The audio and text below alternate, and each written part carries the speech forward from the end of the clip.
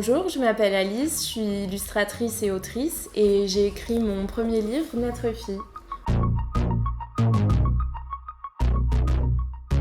Naître fille, ça raconte l'histoire de 5 jeunes filles dans 5 pays différents, donc ça parle de conditions féminines et à chaque histoire, il y a une partie documentaire qui permet d'apporter du contexte et d'aller plus loin aussi.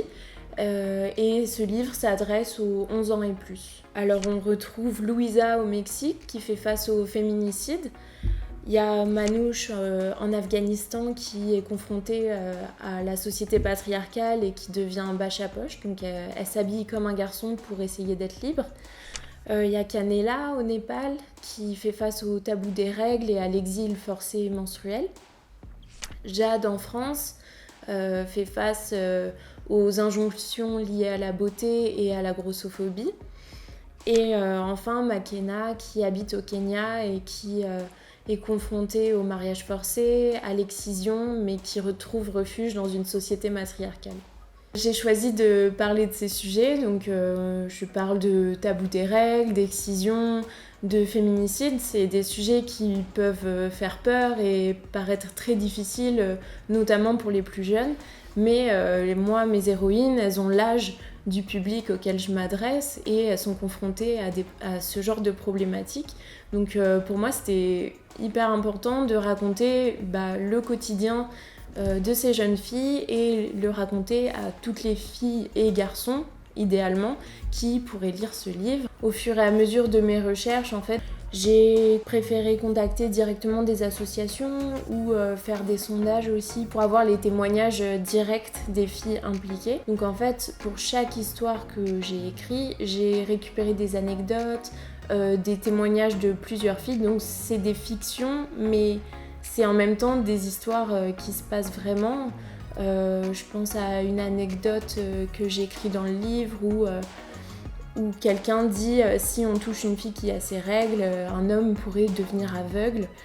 Ça, c'est des filles qui ont vraiment raconté ces histoires et c'est des vraies anecdotes. À la fin de chaque histoire, il y a une partie documentaire qui permet au lecteur de comprendre le contexte autour de ces problématiques, d'aller plus loin et j'ai pour intention aussi d'apporter un petit peu d'optimisme et d'inspirer le lecteur parce que c'est des sujets qui sont très compliqués. On peut parler par exemple du tabou des règles, mais en fait derrière on parle aussi de précarité menstruelle, de honte, Enfin, les sujets sont très très larges et du coup pour moi c'est essentiel que le lecteur ait des clés pour s'éduquer, aller plus loin et ça c'est quelque chose que j'avais pour intention de faire dès le début en construisant ce projet. C'est assez facile de se dire que c'est horrible la manière dont ces filles vivent, mais je pense que c'est important aussi déjà de regarder chez nous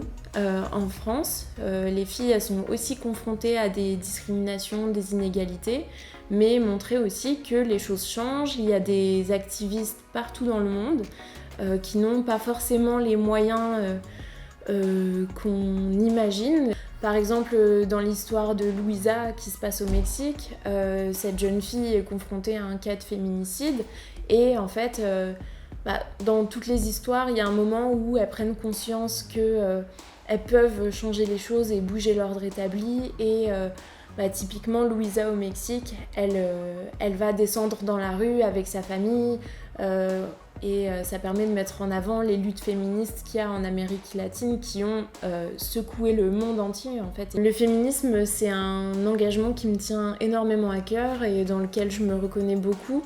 Ça a été aussi un cheminement pour moi, je me suis éveillée grâce à des BD, des podcasts que j'ai écoutés durant mes études et je pense par exemple à Lorraine Bastide, Pénélope Bagieux, Persépolis de Marjane Satrapi. Ça a été un peu mes premiers pas vers le féminisme et petit à petit j'ai compris pourquoi j'étais en colère, quelle était la lutte aussi et ce que je pouvais apporter et pour moi c'est hyper important, notamment dans mon travail j'essaye de représenter plein de femmes différentes, briser un petit peu des tabous si je peux Naître fille, oui, c'est le livre que j'aurais aimé lire plus jeune, et c'est aussi en allant dans les librairies et en me rendant compte qu'il n'y avait pas de livre sur la condition féminine adressé aux jeunes que je l'ai créé. Et selon moi, pour lutter contre les inégalités, il faut d'abord passer par l'éducation. C'est pour ça que les livres, c'est un pouvoir d'approche essentiel, et si des garçons peuvent lire Naître fille, je serais hyper contente, parce que voilà, je pense qu'ils doivent être sensibilisés à ces projets, à ces sujets, mais aussi qu'ils aient l'envie d'agir. Et je pense que c'est important de montrer que tout le monde peut agir à sa manière, qu'il n'y a pas une bonne manière de faire, mais ça peut être tout simplement en étant sensibilisé et éduqué à ces sujets. J'ai choisi de raconter l'histoire de ces 5 jeunes filles pour sensibiliser à travers la fiction, mais faut pas oublier aussi que c'est la réalité de millions de jeunes filles, et à travers ce livre, à travers Naître fille, j'ai envie que les gens prennent conscience de cette réalité et que ça puisse aussi ouvrir des dialogues sur ces sujets. Naître fille, ça parle de l'histoire de toutes les femmes du monde, mais ça parle surtout de résilience et de sororité.